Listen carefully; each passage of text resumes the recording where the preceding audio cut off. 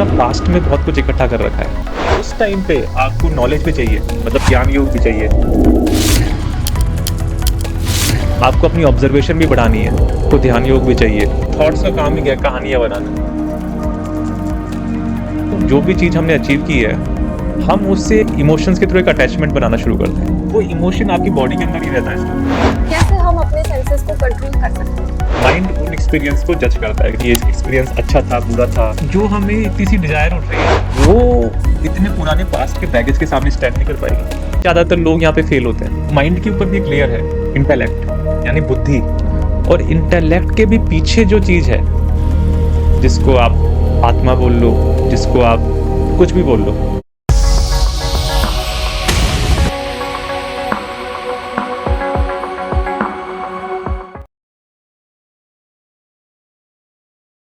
क्या हम जो ये कर्म योग है, इसके थ्रू आत्म साक्षात्कार हो सकता है कि हम कर्म करते रहे और ऐसा कुछ आत्म साक्षात्कार मतलब सेल्फ रियलाइजेशन किसी को कुछ हो जाए? ये थोड़ा सा एक सब्जेक्टिव क्वेश्चन है। गीता में तो इवन श्री कृष्ण ने एग्जाम्पल भी दिया है कि जनक जैसे राजाओं को सिर्फ अपने नियत कर्म करते हुए ही आत्म साक्षात्कार या फिर वो आत्मज्ञानी थे। लेकिन ये हर केस में शायद फिट ना बैठे, क्योंकि जो 4 तरह के योग हैं, कर्म योग, ध्यान योग, भक्ति योग और ज्ञान योग, इन चारों योगों का जब एक कॉम्बिनेशन साथ में चलता है, तो एक तरह से जो नॉर्मल इंसान है, जिसमें जिसमें इतनी गहराई में अभी नॉलेज नहीं है, जिसकी ऑब्जर्वेशन पावर अभी इतनी स्ट्रांग नहीं है। देखो, आप डे टू डे लाइफ में भी देखोगे, कुछ लोग ब्लेस्ड होते हैं।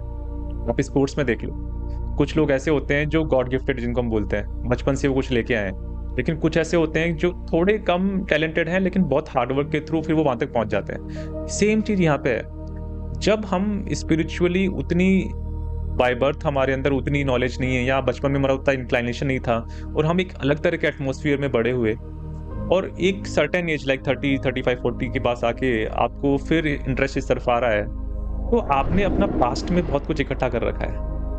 आप मैटेरियल, इस दुनिया में डिजायर से आपके अंदर बहुत सारी चीजें हैं, तो सिर्फ आप कर्मयोग भी कैसे कर पाओगे? इजीली पॉसिबल ही नहीं है। आप कितना भी कर लो, कुछ ना कुछ आपको डिजायर्स या आपकी ग्रीड है, कहीं ना कहीं हावी होती रहेगी। उस टाइम पे आपको नॉलेज भी चाहिए, मतलब ज्ञान योग भी चाहिए। आपको अपनी ऑब्जर्वेशन भी बढ़ानी है, आपको ध्यान योग भी चाहिए, और आपके अपने इमोशंस को बैलेंस करना है। तो भक्ति भी आपको कहीं ना कहीं हेल्प करेगी। अब कुछ लोग होंगे जो इनमें से कोई एक चीज को मास्टर कर सकते हैं। कुछ लोग होंगे जो हर चीज को थोड़ा पार्ट करके, डिफरेंट कॉम्बिनेशंस में इन सब चीजों को यूज करके अपने आप को जान सकते हैं। तो ये अपने आप में एक सब्जेक्टिव क्वेश्चन है कि जो ब्लेस्ड लोग हैं, शायद वो कर्म योग के थ्रू ही हमेशा, क्योंकि वो बचपन से बने ही वैसे हैं। लेकिन जो ऐसे हैं कि बहुत लेट अपनी एक तरह से शुरुआत कर रहे हैं खुद को जानने की, तो उनको और भी चीजों पे उनको नॉलेज भी लेनी पड़ेगी, काफी कुछ करना पड़ेगा। ये जो हमारे जितने भी हमारे एक्शन है, ये हमारे कर्म है, इतना अटैचमेंट क्यों होता जाता है हम इन सब चीजों से? देखिए, ये एक तरह से आप मान लीजिए, जो हमने शुरुआत की थी आज के डिस्कशन की, एवोल्यूशन प्रोसेस से शुरू करते हुए, कि सर्वाइवल से हमने शुरुआत की। जानवरों में आज भी सर्वाइवल सबसे ऊपर है, कि उनको बस पेट भरना है, वो करना है। अब ह्यूमंस भी वैसे ही हैं। उनका जो बिल्कुल ग्रास रूट पे आप देखोगे तो टेंडेंसी वही है, सर्वाइवल सबसे प्राइमरी इंपॉर्टेंस है। लेकिन सर्वाइवल ह्यूमंस बहुत जल्दी अचीव कर लेते हैं, ज्यादातर, सब लोग नहीं, ज्यादातर। तो सर्वाइवल इंश्योर करने के बाद, अब क्योंकि थॉट्स एंड इमोशन इतने डेवलप हो चुके हैं, तो थॉट्स एंड इमोशन क्या करते हैं कि बहुत सारी थॉट्स का काम ही क्या है, कहानियां बनाना। तो जो भी चीज हमने अचीव की है, हम उससे एक है ना इमोशंस के थ्रू एक अटैचमेंट बनाना शुरू करते हैं। अब बहुत, इवन आप सिंपल एग्जांपल भी ले, तो कोई घर में अपने अंदर सिर्फ खुद कोई कुत्ता भी पालता है, तो उससे भी अटैच हो जाता है। या फिर इवन कई लोग अपनी गाड़ियों से अटैच हो जाते हैं, क्योंकि वो अपना जो डिजायर है, वो डिजायर से जो अंदर एक इमोशन जनरेट हो रहा है, वो इमोशन उसके साथ लगा देते हैं। और जैसे ही आपने किसी चीज के साथ इमोशन लगा दिया, वो इमोशन आपकी बॉडी के अंदर ही रहता है स्टोर, तो उसी को अटैचमेंट बोलते हैं। मतलब आपने इमोशनल लेवल पे चीजों के साथ कुछ ना कुछ थॉट्स बना लिए, तो वो थॉट और इमोशन करके वो अटैचमेंट बनता जाता है। अब कुछ करने में कोई बुराई नहीं है, लेकिन और इमोशनली होना भी कोई गलत बात नहीं है, लेकिन हर चीज जैसे हम सब ने कहावत सुनी है कि अति सर्वत्र वर्जित। जैसे ही आपके इमोशन बैलेंस से इम्बैलेंस्ड हो रहे हैं, मतलब आपके कंट्रोल से बाहर, वैसे भी 99.9% लोग इमोशन कंट्रोल से बाहर ही रहते हैं। और इस स्पिरिचुअलिटी का एक एम ये भी है कि अपने इमोशंस को अपने कंट्रोल में लाना, तभी तो आप ये सब चीज़ें समझ पाओगे या एक्सपीरियंस हो पाएगा। अगर इमोशंस ही हमारे कंट्रोल में नहीं है तो फिर तो कुछ है नहीं। लेकिन ये एक बहुत ही लंबी प्रोसेस है, तो इसलिए ये सब बातें हुई है स्पिरिचुअलिटी में कि अटैचमेंट क्या है, अटैचमेंट से क्या प्रॉब्लम हो सकती है, कितना अटैचमेंट होना चाहिए, नहीं होना चाहिए। ये अटैचमेंट तो रहेगा ही रहेगा। ये अटैचमेंट को हमें कम करने के लिए हमें क्या करना चाहिए? गीता में लिखा हुआ है कि अपने सेंसेस को कंट्रोल करो। तो ऐसा कैसे हम अपने सेंसेस को कंट्रोल कर सकते हैं? तो इसके लिए ना पहले एक पूरा स्ट्रक्चर समझना चाहिए कि ये सेंसेस क्या हैं, ये कैसे मतलब हम पे अपना कंट्रोल जमा लेती हैं। तो ये तो आई थिंक स्कूल में भी सबने पढ़ा, ये 5 सेंसेस होती है हमारी, आँख, नाक, कान, टच वगैरह। जो भी ये इस पूरे वर्ल्ड का एक्सपीरियंस है वो इन सेंसेस के थ्रू ही हमारे अंदर आ रहा है। तो सेंसेस के थ्रू जब हम एक्सपीरियंस करते हैं तो वो एक्सपीरियंस जाके माइंड में स्टोर होता है। माइंड उन एक्सपीरियंस को जज करता है कि ये एक्सपीरियंस अच्छा था, बुरा था, वो सब जजमेंट माइंड का है। अब माइंड के ऊपर भी एक लेयर है, इंटेलेक्ट, यानी बुद्धि। बुद्धि फिर उस एक्सपीरियंस के बेसिस पे कुछ डिसीजन ले सकती है कि पास्ट में मुझे ऐसा एक्सपीरियंस हुआ था, अब मुझे ये काम नहीं करना चाहिए, फिर से गंदा एक्सपीरियंस हो सकता है। या फिर उल्टा भी हो सकता है, पास्ट में ये सब करके अच्छा लगा था, अब मुझे ये करना है, तो ये इससे मुझे अच्छा लगेगा। तो ये एक तरह से हम थोड़ा इंटेलेक्ट की फील्ड में आ रहे हैं। और इंटेलेक्ट के भी पीछे जो चीज़ है, जिसको आप आत्मा बोल लो, जिसको आप कुछ भी बोल लो, जो कि हमारे ज़्यादातर लोगों के एक्सपीरियंस से बाहर है, जो इन सब के पीछे है, तो वो एक लास्ट लेयर है। तो ये पूरा एक तरह से आप समझ लीजिए स्ट्रक्चर है हमारा। अब अगर हमारा सेंसेस पे ही थोड़ा कंट्रोल कम है तो फिर माइंड और इंटेलेक्ट इफेक्ट होंगे ही होंगे। जैसे अगर ओवर ईटिंग है या फिर कोई चीज़ से हमें बहुत मज़ा आता है जिस चीज़ में, ये एक तरह से ये सारी चीज़ें प्लेजर से रिलेटेड है। जब हम प्लेजर यानी कि बहुत ज़्यादा इंजॉयमेंट पे ओवर इंडल्ज हो जाते हैं तो माइंड कंट्रोल से बाहर निकल जाता है। अगेन वही बात, हम इमोशनल लेवल पे जा रहे हैं कि हमारे इमोशनल इम्बैलेंस हो जाएंगे। और बिना ये सब चीज़ बैलेंस किए हम माइंड को बिल्कुल भी अपने कंट्रोल में नहीं ला सकते। फिर माइंड हमें हमेशा अपने कंट्रोल में रखेगा।